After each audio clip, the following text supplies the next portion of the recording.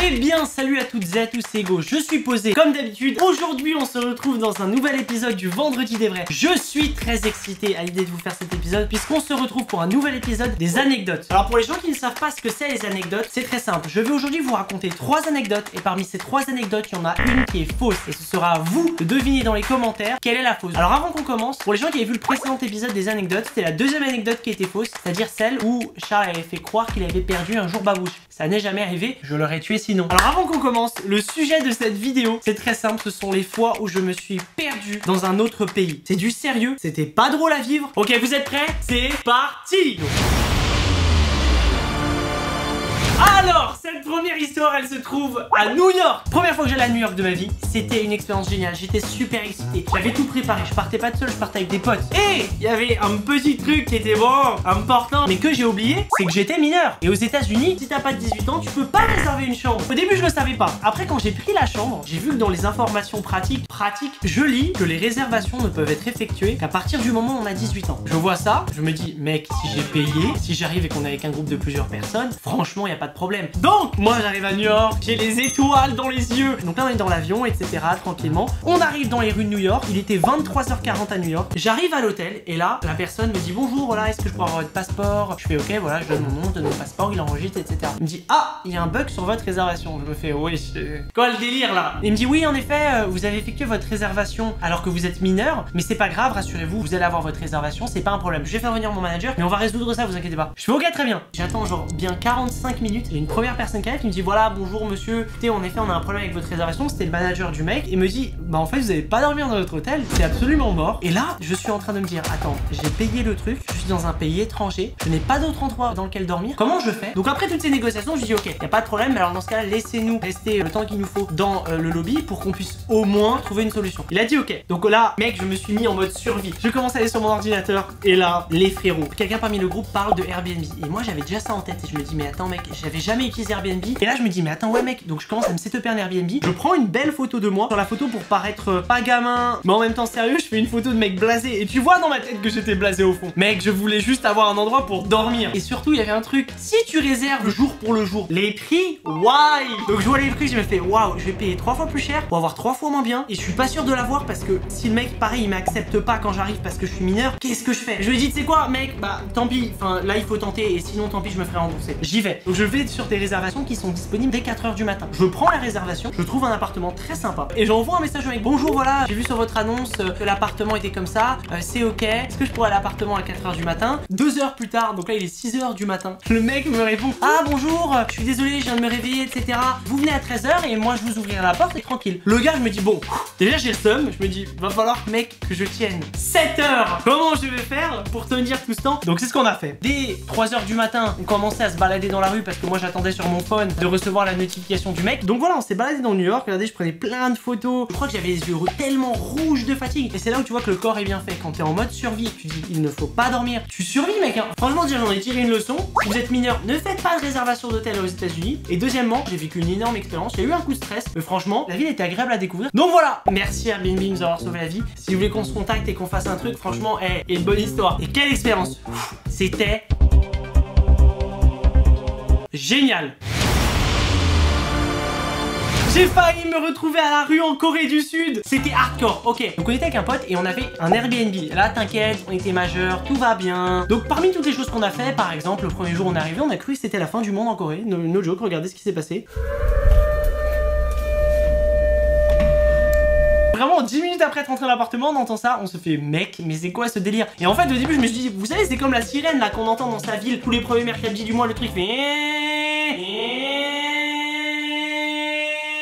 Là je me disais c'est la même chose. Et il y avait un truc, il y avait personne dans les rues. Donc je me suis dit mec, ça se trouve c'est un truc sismique, tout le monde est dans un abri peut-être nucléaire, peut-être c'est une attaque de la Corée du Nord. Vraiment le full stress. Et en fait au bout de 10 minutes c'est passé, les gens sont revenus dans la rue. Et je sais plus pourquoi c'était. Si quelqu'un a la réponse, dites-le. Bref, donc voilà, après on se baladait dans la rue. Voilà, ça c'était l'une des rues dans le Séoul. On est allé voir des temples, on a fait des musées. What the fuck? Franchement c'est jour de ouf. Et l'avant-dernier soir j'étais parti à peu près à minuit 45, 1h du matin, pendant que mon pote était resté à l'appartement pour aller chercher des conneries, des bonbons, des gâteaux. Donc mon pote il a commencé à dire écoute mec, je vais faire une sieste et tout, réveille-moi quand tu reviens de l'épicerie. Donc je descends normalement et tout, je vais faire mes cours, j'achète des trucs etc. Et le moment où je reviens, en fait le Airbnb il était dans une tour, mais mec, c'est un building. Fun fact, pour accéder à l'ascenseur qui vous amène vers votre appartement, il faut passer sous terre. Je descends pour ouvrir la porte qui me permet d'aller en haut et de retrouver l'appartement. Et le moment d'ouvrir cette porte, il y a un cadenas. Mais un cadenas, mec, j'ai jamais vu ça. Et je me dis, mais mec, c'est pas possible, qu'est-ce qui se passe? Il y a un fou qui est venu mettre un cadenas. Je prends mon téléphone et j'essaye d'appeler mon pote. Et en fait, il ne répondait pas. Voilà, il dormait. J'avais personne pour ne serait-ce que venir m'aider en bas. Je n'avais rien. Donc j'ai patienté pendant 1 heure à essayer de l'appeler en continu jusqu'au moment où il se réveille. Et au bout d'1 heure et quart à peu près, il s'est réveillé naturellement. Il a dû voir, genre, je crois que c'était 54 appels manqués. Au moment où j'approchais des 4% de batterie sur mon téléphone, qui je vois en bas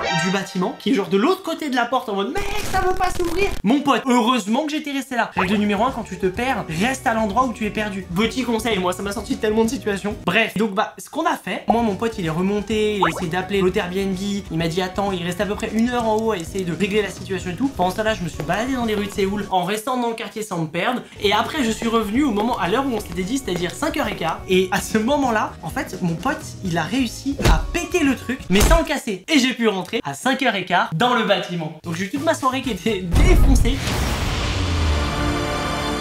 Troisième histoire, préparez-vous, c'est épique. J'étais au Maroc en vacances et on était dans la ville de Chefchaouen. On se baladait dans cette ville, j'avais quoi, 14, 15, 16 ans. On était avec un groupe, etc. Mais pas un groupe de touristes, hein. On était avec des gens qu'on connaissait. Et à un moment, je me suis fait une petite folie, voilà. Je me suis un petit peu enfoncé, je voulais aller prendre des photos, je voulais aller regarder comment c'était. Je suis curieux, hein, ben, je me balade. Et le moment où je suis retourné, il n'était plus là. Et, particularité, je n'avais pas encore ma carte SIM marocaine. Donc j'étais sans téléphone. Il faut savoir que si je ne retrouvais pas mon chemin, j'avais aucun moyen de retrouver le groupe avec lequel j'étais. Et surtout que les rues de Chefchaouen, c'est plein de petites rues, c'est pas facile de se retrouver. Et donc j'étais en mode mec, si je ne retrouve pas mon groupe quand la nuit elle tombe et que j'ai pas pu les contacter, je vais dormir dehors. Et en fait, j'ai continué à me balader dans les rues de Chefchaouen, c'était magnifique, j'ai pris des photos et je suis tombé sur une sorte de vendeur. C'était une épicerie en même temps de la vie de tous les jours et en même temps ils vendaient du high-tech. Je lui ai expliqué mon problème, etc. Et il m'a dit écoute, j'ai pas le téléphone qui va me permettre d'appeler un numéro français de quelqu'un qui est au Maroc. Par contre, ce que je peux faire, c'est que j'ai un pote qui peut t'aider. Je crois que son pote était à 1 heure de là. Il m'a dit écoute, patiente 1 heure et en échange que je t'aide, je vais simplement essayer de te demander, genre proposer à des gens de vendre ça. Et je dis ok, franchement frérot, hey, on fait ce que tu veux. Et en fait, il m'a donné un truc où il est marqué, regardez la boîte, Azamitech, c'était un chargeur. Et il m'a donné plein de petites babioles comme ça à vendre. J'ai charbonné pour le vendre. Et donc je me suis baladé dans les rues de Chefchaouen. J'ai fait des ventes. J'avais vendu 3 trucs, 2 Azamitech et un c'était genre je crois que c'était une batterie portable. Et c'était énorme de négocier les prix. Et après voilà, ça c'était une partie du magasin dans lequel j'étais. Et ça c'était le soir, le moment où son pote était revenu parce que son pote a pas mis 1 heure, il en a mis 3. Donc je peux dire que mec, moi je stressais ma race. Et en fait on s'est retrouvés et voilà, regardez le magasin, c'est énorme. Et finalement j'ai pu appeler justement mon groupe grâce au téléphone de son pote et franchement ça a fait le taf. Et en fait je suis en train de me rendre compte d'un truc, c'est je suis con.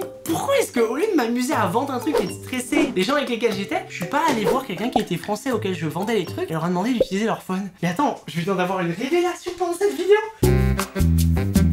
Non, je cherche, hein. J'ai juste été con. Et finalement, j'ai pu faire mon appel. J'ai pu retrouver mon groupe. C'était une belle expérience. Mais j'étais à ça de me retrouver dans une ville du Maroc que je ne connaissais pas et où j'avais personne que je connaissais. Voilà, c'était intense ces 3 histoires. Rassurez-vous, hein, maintenant je me perds plus, hein, j'ai grandi. Bon, et bien voilà, écoutez, j'espère vraiment que cette vidéo vous aura plu. Mais ne partez pas tout de suite. Déjà, si vous voulez qu'on fasse un autre épisode, j'ai vraiment du très lourd à vous raconter. Et bah, cliquez sur votre plus gros pouce bleu, ça vous prend 2 secondes. Et pourquoi pas faire une anecdote de toutes les fois où je me suis perdu quand j'étais petit et j'ai des trucs traumatisants. Et n'oubliez pas surtout le concept de la vidéo. Parmi ces 3 anecdotes, il y en a une qui est fausse et c'est à vous de deviner laquelle est fausse. Donc écrivez dans les commentaires si c'est l'anecdote 1, 2 ou 3. Abonnez-vous à la chaîne, c'est très simple, vous avez juste à cliquer sur le bouton rouge en dessous de la vidéo et comme ça vous serez au courant dès que je sors une prochaine vidéo. Et n'hésitez pas enfin à partager cette vidéo autour de vous en parlant à vos potes, même en la partageant sur vos réseaux sociaux. On se retrouve dans une prochaine vidéo et bye bye. Do it like this.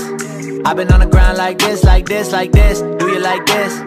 Don't nobody do you like this, like this, like this. This is my shit. You be like, this about as good as it gets. Do it like this.